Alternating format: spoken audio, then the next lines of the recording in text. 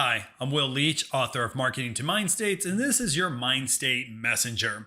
So, about 2 weeks ago, I was in a conversation with a really good friend of mine who is in the creative development space. So, he does advertising, especially the art side of advertising. And we were kind of going back and forth. And he said something that was kind of profound to me. He's like, what does science have to do with emotions, right? He's like, emotions are from the heart, and scientists only think with the head. And it got me to thinking for a minute that actually there's a lot of people out there that don't know that science has everything to do with emotional marketing. And so in today's Mindstate Messenger, I want to talk a little bit about emotion, and I'm going to start doing more of these posts around emotion so you have a better understanding of the true science behind emotional marketing. So first off, everyone has to realize this, that emotions drive all decisions. All decisions. You cannot make a decision without some sort of emotional arousal. It's very clear in the behavioral sciences space that when we lack the capacity to have any emotions at all, then we lack the capacity to actually make decisions. So if you're out there, you must realize that there has to be some emotional element in your marketing for it to be effective in any way to get anyone to even think about taking an action towards your brand. So emotional marketing applies all this information from behavioral sciences that we talk about here at the Mindstate Messenger, or other people talk about. But what they use it for is to activate emotional arousal. Because I said, because there is no action without some level of emotional arousal. I like to think of it, and I talk about it in my book, as the engine that drives people to act. It's not the goal, it's not the destination, but it's the fuel. So I like to think of emotions as the fuel. And if your car has no fuel, it's not going to move. Same idea with emotional marketing. Now, remember, emotions aren't everything. There are other things you have to do in marketing, whether you have to specify and activate on somebody's goals, or maybe you have to think about how to lower, some kind of resistance. There's lots of other things in marketing you have to do. You have to bring out brand awareness, and you have to bring out associations of the brand. But I'm telling you this, that if you don't have emotional, elements in your marketing, or if they're kind of buried somewhere, you're at a complete disadvantage from anybody else that has emotions baked in. Even if their product sucks, even if their marketing sucks, if it has some element of emotion, it will win against you 99% of the time. But what I want you to know, and this is the problem with emotional marketing, is that there is science behind emotional marketing. A lot of it's in the motivational psychology space.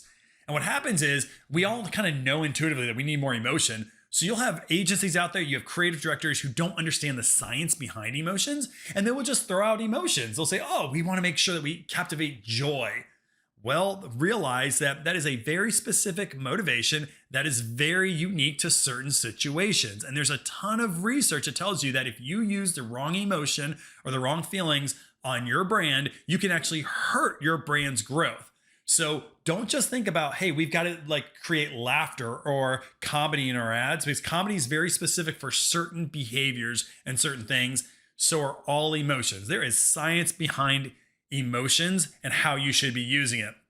Now, two of them are this. We're going to talk about this in future Mindstate Messengers, just so you have a better feel for how to use emotions.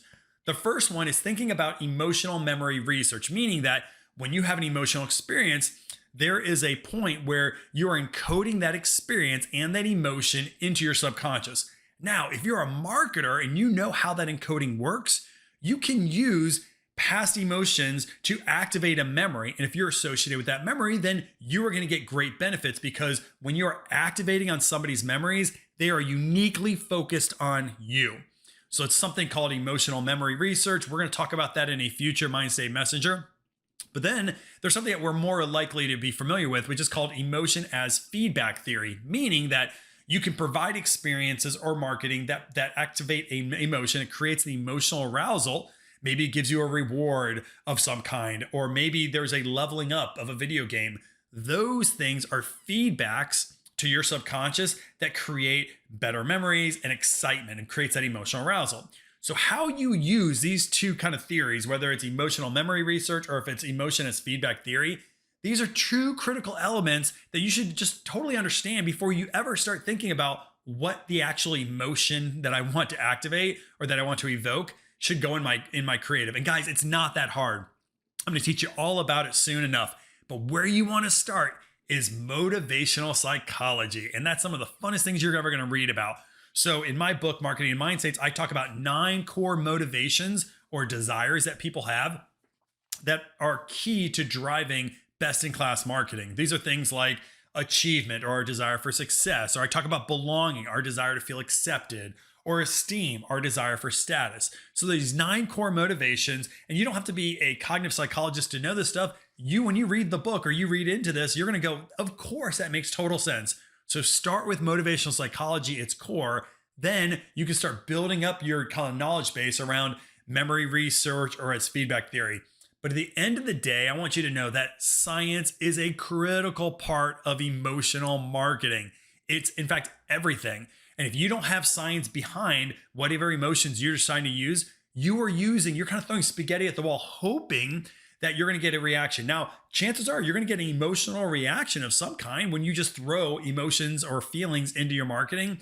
The problem is that you can evoke the wrong emotion, and that emotion could do nothing for your brand sales, and it makes your ROI much, much lower.